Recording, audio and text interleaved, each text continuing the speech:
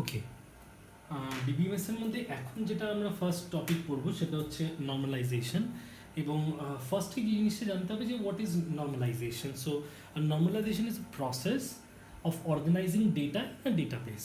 তো data organize করা ডেটাবেসের এই কথাটার মানেটা হচ্ছে যে আমরা বেসিক্যালি কোনো একটা পার্টিকুলার রিলেশনের মধ্যে যতগুলো অ্যাট্রিবিউট আছে, সে ফর এক্সাম্পল আমি বলছি যে আমি একটা রিলেশন কনসিডার করছি like A B C D, right? তো আমার একটা রিলেশন আর আছে যার মধ্যে আমার চারটে অ্যাট্রিবিউট সেট আছে এ বি সি ডি। আমি একটা নতুন রিলেশন সেট নিলাম আর ওয়ান, যার মধ্যে আমি আবার রাখছি এ বি ই এফ। আমি আবার একটা নতুন রিলেশন নিচ্ছি আর টু, যার মধ্যে রাখছি A B E G H. এবার জিনিসটা হচ্ছে যে আমি প্রতিবার এই পার্টিকুলার রিলেশন সেটের মধ্যে কিছু না কিছু অ্যাট্রিবিউটকে আগের থেকে বা আগের রিলেশন সেট থেকে কিছু না কিছু অ্যাট্রিবিউটকে আমি পরপর পরবর্তী রিলেশনগুলোতে রিপিট বা রিডান্ডেন্ট করে যাচ্ছি। তো এই পার্টিকুলার ক্ষেত্রে যেটা দেখা যাবে সেটা হচ্ছে যত অ্যাট্রিবিউটের যে ব্যাপারগুলো বা যত অ্যাট্রিবিউট আমার রিপিটেড হবে in other relation set as well, সেই রিডান্ডেন্সিগুলো যদি আমার মিনিমাম রিডান্ডেন্সি হয়, যেটা আমার দরকারি আমার রিলেশনের মধ্যে in order to join this two relation, then it is fine.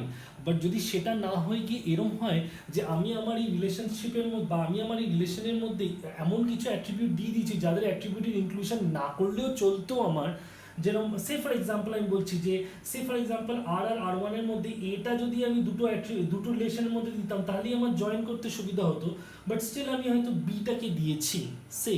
আর আমি আমার একটা পরবর্তী ক্ষেত্রে পড়তে পারবো, জানতে পারবো যে এটা এক্সট্রানিয়াস কিনা, কোনো একটা পার্টিকুলার অ্যাট্রিবিউট কোনো একটা রিলেশনশিপের মধ্যে এক্সট্রানিয়াস কিনা সেটা আমরা জানতে পারবো কী করে দেখতে হয়। But for the time being আমরা এইটুকুনি জানবো যে ধরে নিলাম যে আর ওয়ানের মধ্যে যদি বি অ্যাট্রিবিউটটা আমার এক্সট্রা অ্যাট্রিবিউট বা রিডান্ডেন্ট অ্যাট্রিবিউট হয়ে থাকে, যেটার ইনক্লুশন এর মধ্যে রাখার কোনো দরকারই নেই, একবার এখানে থাকা মানে এটা এখানে না থাকলেও চলতো, তাহলে এই যে আমরা একটা রিলেশনশিপ নিয়ে কথা বলছি বা এই যে আমরা রিলেশন নিয়ে কথা বলছি, এই রিলেশনগুলো আমার কাছে একটা আননর্মালাইজড রিলেশন। এবং এই রিলেশন যদি থাকে তাহলে আমার এতে কি সমস্যা আছে সেটা আমাকে জানতে হবে। প্রথম যে সমস্যাটা অবভিয়াসলি আমরা বুঝতে পারছি সেটা হচ্ছে যদি আমরা এটা রাখি তাহলে অবভিয়াসলি আমার স্পেস তো বাড়বেই, সেকেন্ড অফ অল আমার টাইমও প্রচুর লাগছে। কোনো একটা পার্টিকুলার ডেটাবেসকে যদি আমি ছোট রাখতে পারি, নাম্বার অফ অ্যাট্রিবিউটসকে যদি ছোট রাখতে পারি, তাহলে obviously accessing a particular data item and fetching that particular record, obviously সেটাও আমার কম টাইম লাগবে। অ্যান্ড এর সাথে যেটা নেক্সট প্রশ্ন আসছে সেটা হচ্ছে what are the different anomalies that can occur in an unnormalised database. Obviously এর মধ্যে যদি এটা আমি রেখে দিই এই অবস্থা আননর্মালাইজড ভাবে, তাহলে অবশ্যই এর সাথে নিশ্চয়ই কিছু ডিসঅ্যাডভান্টেজ বা কিছু একটা কনজিকুয়েন্সেস নিয়েও আসছে। তাহলে সেই কনজিকুয়েন্সেসের মধ্যে তিনটে আছে কনজিকুয়েন্স। একটার নাম আমরা দিয়ে থাকি ইন জেনারেল, একটা নাম আমরা যেটা দিয়ে থাকি সেটা হচ্ছে ইনসারশন অ্যানোমালি দিয়ে থাকি আমরা।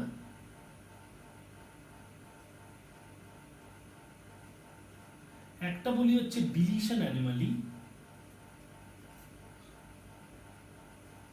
আর আরেকটা বলে থাকি আমরা হচ্ছে মডিফিকেশন অ্যানোমালি।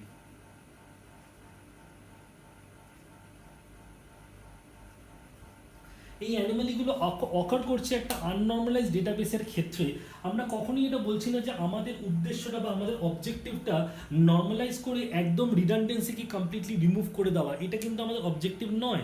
বাট আমাদের অবজেক্টিভ এটা যে যেই রিডান্ডেন্ট অ্যাট্রিবিউটগুলো আমার পরবর্তী রিলেশনের মধ্যে লাগছে সেই সব অ্যাট্রিবিউটের সংখ্যাটা যতটা কমানো যায়, যতটা মিনিমাম রিডান্ডেন্সি রেখে আমি দুটো রিলেশনকে জয়েন করতে পারবো, সেটাই হচ্ছে আমার main objective in case of a normalization process. আমরা কখনই রিডান্ডেন্সিকে একদম রিমুভ করতে পারবো না। বাট যদি একটা আননর্মালাইজ ডেটার ক্ষেত্রে আমরা কথাটা ভাবি তাহলে আমরা হয়তো এরকম ধরনের কিছু অ্যানোমালিজকে আমরা মুখোমুখি হতে পারি বা we can encounter such kind of anomalies. এবং সেই অ্যানোমালিজগুলো কী সেটা আমরা এক এক করে এখন পড়বো। সো আমরা একটা এক্সাম্পল নিচ্ছি অফ আ আননর্মালাইজড ডেটাবেস। তো আননর্মালাইজড ডেটাবেসের একটা এক্সাম্পল হিসেবে আমরা এখানে নিয়েছি SID, S name, city, PID, P name, P colour and quantity, right? So PID বলতে আমরা এখানে যেটা বোঝাচ্ছি সেটা হচ্ছে কোনো একটা পার্টিকুলার প্রোডাক্টের আইডি, এবং পি নেম বলতে প্রোডাক্ট নেমটা বোঝাচ্ছি, পি কালার বলতে প্রোডাক্ট কালার বোঝাচ্ছি, অ্যান্ড কোয়ান্টিটি বলতে এই প্রোডাক্টটা কত কোয়ান্টিটিতে ও সাপ্লাই করবে। অ্যান্ড এসআইডি বলতে আমি এখানে বোঝাচ্ছি this is supplier ID, this is supplier name, the city in where the supplier lives, and the corresponding details of the product that he or she is entitled to sell. Right. So now এই particular পুরো ডেটাবেসটার মধ্যে আমার একটা আননর্মালাইজ database, obviously এটা আমরা কেন সেটা হয়তো আমরা এক্ষুনি বুঝতে পারবো না, পরে আমরা বুঝতে পারবো যখন আমরা এটা আলোচনা করব। সো ফার্স্ট যে অ্যানিমালিটা আমরা ফার্স্টে ডিসকাস করবো এইখানে, তো সেই অ্যানিমালিটার নাম আমরা লিখছি হচ্ছে ইনসার্শন অ্যানিমালি। তো আমরা ফার্স্টে যে অ্যানিমালিটাকে ডিসকাস করবো ইনসার্শন অ্যানিমালি এই পার্টিকুলার ডেটাবেসটার উপরে। তো যদি ভালো করে জিনিসটাকে ক্লিয়ারলি অ্যানালাইজ করা যায় তাহলে আমরা একটা জিনিস ভালো বুঝতে পারছি যে শুধুমাত্র এসআইডি কে একমাত্র প্রাইমারি কি করলেও চলবে না, বিকজ S1 একবার এসছে, এরকম হতেই পারে আরেকবার S1 আসতে পারে, and the same name Rakesh is from Calcutta supplying a different product, say P3, which is a DVD writer, which is black in color, and 2. So the thing is যে আমার এই পার্টিকুলার রাকেশ বা যে কোনো সাপ্লায়ার নেম, যে কোনো সাপ্লায়ার আইডি মোর than one time এই পুরো টেবিলটার মধ্যে অকার করতেই পারে, বিকজ কোনো একটা পার্টিকুলার সাপ্লায়ার একটাই মাত্র প্রোডাক্টকে সাপ্লাই করবে এরকম তো না হতে পারে, মোর দেন ওয়ান প্রোডাক্ট সাপ্লাই করতেই পারে। এবং যদি সে সেটা করে তাহলে অবভিয়াসলি এসআইডির মধ্যে এই রিপিটেশনসগুলো হওয়াটা খুব ন্যাচারাল। তার মানে S1টা অনেকবার আসতে পারে, S2 বা এখানে যে কটা আমরা দেখছি ভ্যালিউজ বা যে কটা টাপেলের মধ্যে যে কটা ভ্যালু দেখছি আন্ডার এসআইডি, এরা প্রতিজন কিন্তু অনেকবার করে এখানে আসতে পারে। সো অবভিয়াসলি এখান থেকে ক্লিয়ার যে আমার এই পার্টিকুলার ক্ষেত্রে এসআইডিটা কখনো আমার প্রাইমারি কি হতে পারবে না একা। তো প্রোডাক্ট আইডিকে যদি দেখা যায় তাহলে এস নেম তো অবভিয়াসলি নট, সিটি তো অবভিয়াসলি নট। সো যদি প্রোডাক্ট আইডিকে আমরা দেখি তো প্রোডাক্ট আইডির মধ্যে আমরা দেখতে পাচ্ছি P1টা দুবার এসছে। এটা হতেই পারে যে একই প্রোডাক্টকে মোর দেন ওয়ান সাপ্লায়ার সাপ্লাই করছে, এরকমও হতে পারে। অ্যান্ড যদি আমি ভাবি আমি পি নেম ভাববো, অবভিয়াসলি সেটা হবে না, পি কালারও হবে না, অবভিয়াসলি কোয়ান্টিটি হবে না। তাহলে এই পুরো টেবিলটার মধ্যে আমাকে যদি প্রাইমারি কিটা ডিসাইড করতে হয় তাহলে খুব ভালো করে যদি দেখি আমরা, তাহলে এই ইনস্টান্সের বেসিসে আমরা বলতে পারি যে এসআইডি আর পিআইডি যদি এটা কম্পোজিট প্রাইমারি কি হয় তাহলে সেটা খুব খারাপ কিছু নয়, বিকজ S1 আর P1 এই ব্যাপারটা, এই কম্বিনেশনটা S1 আর P1 এর কম্বিনেশনটা কিন্তু ওয়ান টাইম শুধুমাত্র এসছে। S1 আর P1 কিন্তু আবার আসতে পারবে না। যদি S1 P1 আবার আসে তাহলে এই পার্টিকুলার মধ্যেই সেই চেঞ্জেসগুলো মেনশন করতে হবে। Like for example, Rakesh wants to supply a RAM which is having a product ID P1 of black in color, say another 10 more items. তো তার জন্যে আমি আরেকটা নতুন এখানে টাপল বানাচ্ছি যেখানে আমি লিখছি S1 Rakesh Calcutta P1 RAM black and now 10। এইটা না করে আমি তাহলে এইখানেই চেঞ্জটা করে দেবো আমার ফার্স্ট টাপলের মধ্যে, instead of writing 2 he wants to supply another 10, so it will now become 12। তো আমি চেঞ্জটা আমার এখানেই করবো। So it is not having any logic যে এটার জন্য আমি আবার করে একটা নতুন টাপল করব। তার মানে ব্যাপারটা কি যেটা দাঁড়াচ্ছে সেটা হচ্ছে এসআইডি আর পিআইডির এই কম্বিনেশনটা কখনোই মাল্টিপল টাইমস অকার করতে পারে না একসাথে। S1 আর P1 যখন একবার এসে গেছে, S1 আর P1 আরেকবার আসতে পারে না। S1 কোনো আরেকটা প্রোডাক্ট সাপ্লাই করতে পারে, যেটা এরকম হয়েছে S1 P3 সাপ্লাই করছে, সেটা হতে পারে। তো অবভিয়াসলি আমি যদি ভাবি যে তাহলে আমাকে কোনটা এখানে প্রাইমারি কি করতে হবে, তাহলে আমি এই ক্ষেত্রে হয়তো বলবো যে আমার এইটা একটা প্রাইমারি কি হবে, এসআইডি আমার একটা প্রাইমারি কি হবে, আরেকটা আমার যেটা প্রাইমারি কি হবে সেটা হচ্ছে অবভিয়াসলি পিআইডি। তার মানে এখানে বেসিক্যালি প্রাইমারি কিটা কিন্তু দুটো আলাদা নয়, এটা কিন্তু কম্পোজিট প্রাইমারি কি ব্যাপারটা কিন্তু আছে, বা কম্পোজিট প্রাইমারি কিতে আছে এরা। তাহলে যদি তাই হয় তাহলে ইনসার্শন অ্যানোমালি বলছে যে এই পুরো টেবিলটার মধ্যে বা এই পুরো ডেটাবেসটার মধ্যে আমাকে যদি ইনসার্শন অ্যানোমালি ঘটাতে হয় তাহলে অবভিয়াসলি আমি জানি ভালো করে যে আমি এসআইডির মধ্যে এবং পিআইডির মধ্যে নাল ভ্যালুজ রাখতে পারবো না। সো হোয়াট, যে if a new employee just joins in my company but I have not allotted any product that has to be entitled again that particular employee, আমি একটা নতুন সাপ্লায়ারকে আমি রিক্রুট করছি, সে রিক্রুট করা সাপ্লায়ার নাম, তার সাপ্লায়ার আইডি মে বি হয়তো S4 and that particular name, the name of that particular person maybe say it is Avinash and he comes from Delhi, and we have not yet decided that what product we can allot to this particular fellow Avinash.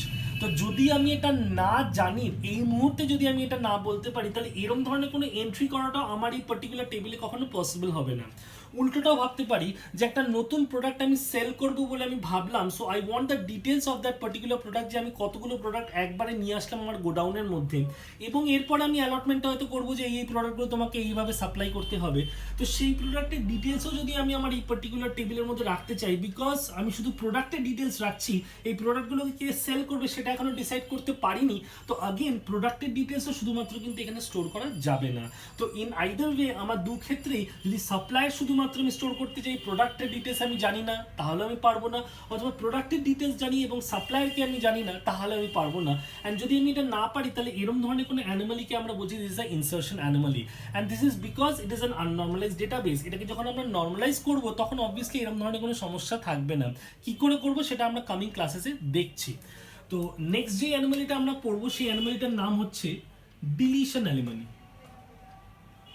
তো deletion anomaly পড়ার সময়, তাহলে obviously আমি এই পার্টটা delete করছি, মানে obviously আমি এই পার্টটা মুছে দিচ্ছি। তো ডিলিশন অ্যানোমালি মানে হচ্ছে যে কোনো একটা particular row, say for example আমি যদি ভাবি যে S1 Rakesh Calcutta, P3 DVD writer black 2, now ভালো করে দেখলে বুঝতে পারবো এই পুরো প্রোডাক্ট আইডির মধ্যে P1 দুবার এসছে, P2 একবার এসছে, আর P3 একবার এসছে। সো P1 এর ফ্রিকোয়েন্সি দুবার আসাতে যেটা সুবিধা আছে, আর P2 P3 একবার আসাতে যেটা অসুবিধা আছে, সেটাই আমরা ডিসকাস করবো। সে ফর এক্সাম্পল সঞ্জয় বা রাকেশ, এদের দুজনের মধ্যে কেউ একজনের এই কোম্পানিটা আর ভালো লাগছে না, and he or she wants to shift this particular company, or he or she wants to switch this particular company। তো সুইচ যদি করতে চায়, তাহলে ওর এই পার্টিকুলার ডিটেলসটা নিশ্চয়ই আমার টেবিলে থাকবে না। আর যদি আমি এই ডিটেলটা এখানে না রাখতে পারি, তাহলে অবভিয়াসলি এইটুকুনি ডিটেলটা, শুধুমাত্র সাপ্লায়ার ডিটেলটা তো মুছে দিতে আমি পারবো না, তাহলে আমাকে তার করসপন্ডিং পুরো টাপলটাকেই তাহলে ইরেজ করতে হবে। আর যদি সেটাই ঘটে, তাহলে আমার এই পার্টিকুলার ক্ষেত্রে P2 যে রম সাপ্লাই করছে আমার কোম্পানি, একমাত্র কার কাছে দিয়ে রেখেছিল, সঞ্জয়, আর কেউ সাপ্লাই করছিল না রম, তাহলে রমের করসপন্ডিং ডিটেলসটা যে আমার কোম্পানি কোনো সময় সাপ্লাই করতো, এই ব্যাপারটা কিন্তু পুরোপুরি চলে যাবে। সিমিলারলি রাকেশের ক্ষেত্রেও, রাকেশ যদি কোনোভাবে যদি ছেড়ে চলে যায় কোম্পানি, তাহলে P3 প্রোডাক্টের ডিটেলস কিন্তু কমপ্লিটলি হারিয়ে যাচ্ছে। বাট সিন্স P1 কে more than one employ supply করছে, বা more than one supplier supply করছে, তাহলে হয়তো প্রথম টাপলটা ডিলিট হলেও সেকেন্ড টাপল থেকে আমি আমার সিমিলার প্রোডাক্টের ডিটেলসটা স্টিল ইনট্যাক্ট রাখতে পারছি। বাট এই ক্ষেত্রে সেটা হচ্ছে না, বা এই ক্ষেত্রে সেটা হচ্ছে না। তো বলছি এরকম ধরনের কোনো অ্যানোমালিকে তখন আমরা বলবো this is a deletion anomaly. Last one is the modification anomaly. Modification anomaly বলছে যে এখানে আমি ইচ্ছে করি সিটির মধ্যে ক্যালকাটা ওয়ার্ডটা লিখে রেখেছি ইনস্টেড অফ কলকাতা। তো what if the name of the city Calcutta is now change to Kolkata, তাহলে এই পার্টিকুলার কলকাতাটা যতবার এখানে অকার করেছে, ততবার কিন্তু আমাকে এই চেঞ্জেসগুলো করতে হবে। ইনফ্যাক্ট যদি আমি আরেকটা কোনো ডেটাবেসের টেবিলের কথা ভাবি, যে ডেটাবেস টেবিলটা হয়তো এর সাথে কোনো রিলেশনশিপ শেয়ার করে, and I am dealing with unnormalised database, and I am basically what to say, I am replicating a number of attributes in my second table as well from the first table। তার মানে মনে করো second টেবিলের মধ্যে আমি আবার S name রাখছি, আবার সিটি রাখছি, আবার পি কালার রাখছি, আবার কোয়ান্টিটি রাখছি। দ্যাট মিনস আমি আমার এই পার্টিকুলার টেবিলটার মধ্যে ক্যালকাটাকে যদি কলকাতা করি, তাহলে এই পার্টিকুলার টেবিলের অ্যাট্রিবিউটগুলোকে যারা যারা রেফার করে বসে আছে পরবর্তী টেবিলগুলো বা তার চাইল্ড টেবিলসগুলো, তাহলে সেই প্রতি কটা টেবিলের মধ্যে কিন্তু প্রতিটা চেঞ্জেস যেন রিফ্লেক্টেড হয়। যদি সেটা না হয়, তাহলে কিন্তু বেসিক্যালি আমরা যে পার্টিকুলার জিনিসটা পড়ে থাকবো সেটা হচ্ছে ইনকনসিস্টেন্ট ডেটাবেস। সো এই পার্টিকুলার অ্যানোমালিটাকে তখন আমরা বলবো this is a modification anomaly. তো মডিফিকেশন অ্যানোমালি কনসেপ্টটা খুবই মানে একটা মানে খুব ডিফিকাল্ট ওয়ান, বিকজ এই পার্টিকুলার জায়গা থেকে তোমার যদি ক্যালকাটা, মানে এইখানে টেবিলে যেরকম ক্যালকাটা তুমি কলকাতা করলে, এটা যদি অন্যান্য টেবিলে তুমি চেঞ্জেসটা না করতে পারো, তাহলে কিন্তু পুরো ডেটাবেসটা কিন্তু একটা ইনকনসিস্টেন্ট মোডে চলে যাবে।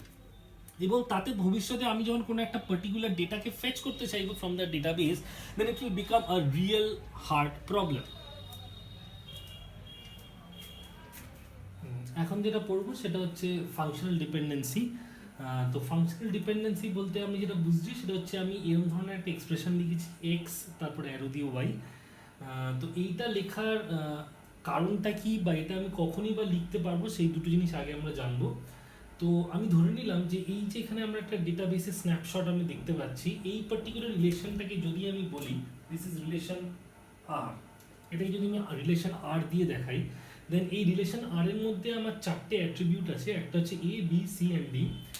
অ্যান্ড আমি যদি ভাবি এখানে যে কোনো দুটো অ্যাট্রিবিউট আমি নিচ্ছি, লাইক এ আর সি, এই দুটো অ্যাট্রিবিউটকে নিয়ে যদি আমি বলি যে আমি এরকম ধরনের কিছু একটা এক্সপ্রেশন লিখতে চাইছি এ অ্যারো সি, তাহলে বলছে যে এখানে এটা অ্যাজ ইফ এক্স এর সাথে রিজেম্বল করছে আর সিটা অ্যাজ ইফ ওয়াই এর সাথে রিজেম্বল করছে। তাহলে আমি বলতে পারি যে আমি এরকম ধরনের এক্সপ্রেশন তখনই লিখতে পারবো যদি এ আর সি প্রপার সাবসেট হয় of this relation set R.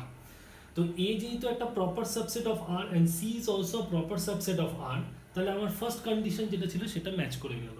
Second condition কি আছে? সেকেন্ড কন্ডিশন বলছে তুমি যে কোনো দুটো টাপল নাও, আমরা এই দুটো টাপলকে নাম দিয়েছি as t1 and t2।